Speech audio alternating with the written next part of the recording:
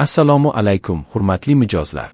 Ushbu videoda dorimda foydalanuvchilar bilan ishlashni ko'rib chiqamiz. Xodimni topish, kartasini ochish, rollarni tayinlash, filiallarga kirishni berish va statuslarni boshqarish. Yangi foydalanuvchilarni kompaniyamizning texnik qo'llab-quvvatlash xodimlari yaratadi. Yaratish uchun ish, telefon, kerakli rollar va filiallarga kirish ma'lumotini yuborasiz. Texnik qo'llab-quvvatlash akkauntni ochib, faollashtiradi. Shundan so'ng xodim tizimga kira oladi. Agar sizda foydalanuvchilar ko'p bo'lsa, qidiruvdan foydalanishingiz mumkin. Ism, familiya yoki telefon raqamingizning bir qismini kiritishning o'zi kifoya. Tizim kerakli foydalanuvchini tezda topadi. Qatorlarda telefon raqami, status, rollar va yaratilgan sana darhol ko'rinadi. Bu kim qanday huquqlar bilan ishlayotganini tezda tushunishga yordam beradi. Kerakli xodimni tanlang va ochish tugmasi yordamida uning kartochkasini oching. Bu yerda umumiy ma'lumot, rollar va filiallarga kirishni qulay tekshirish mumkin. Agar ma'lumotlarni yangilash kerak bo'lsa, tahrirlash rejimiga o'ting. Rollar foydalanuvchining tizimda nimalarni ko'rishi va nimalarni bajara olishini belgilaydi. Vazifasiga qarab bitta yoki bir nechta rol berish mumkin. Endi rollar tavsifiga o'tamiz. Administrator. Tizim ustidan to'liq nazorat, barcha bo'limlar va sozlamalarga kirish, foydalanuvchilar, rollar, filiallar hamda xavfsizlik parametrlari ustidan boshqaruv. Huquqlar strukturasi va barqarorlik uchun javobgar. Dorixona mudiri. Dorixona mudiri. Nuqtaning operatsion boshqaruvi, hisobga olish, filiallararo ko'chirishlar va o'z aptekasi bo'yicha qoldiqlar nazorati. Farmatsevt. Savdo jarayoni, tovar tanlash, cheklar va qaytariqlarni rasmiylashtirish, smenalar va kassa, sotuv paytida markirovka bilan to'g'ri ishlash.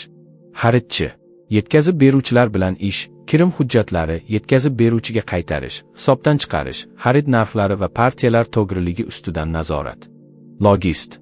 Filiallar o'rtasida tovar harakati, ko'chirishlarni rasmiylashtirish, status va hamroh hujjatlar, haqiqiy va hujjatdagi harakat mosligini nazorat qilish. Moliyachi.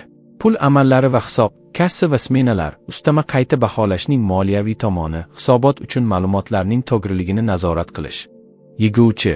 Hujjatlar holatini kuzatadi va faqat status bilan ishlaydi. Kirim fakturalari, qaytarish fakturalari, qabul qilish dalolatnomalari, ko'chirishlar va hisobdan chiqarish dalolatnomalarida statusni ko'rishi va o'zgartirishi mumkin. Qoldiqlar bo'yicha faqat ko'rish.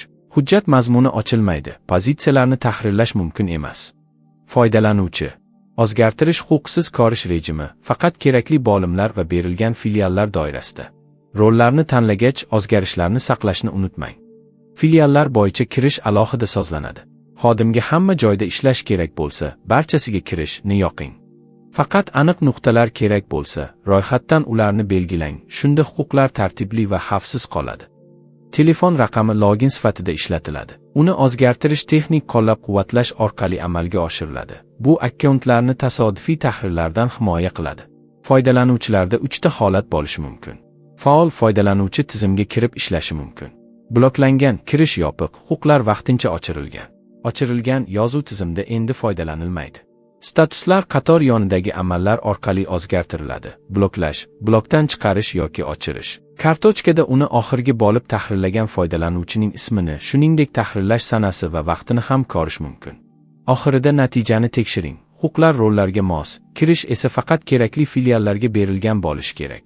Yangi foydalanuvchiga huquqlarni sozlagandan so'ng, albatta uning akkaunti ostida tizimga kiring va sozlamalarning to'g'riligini tekshirib chiqing.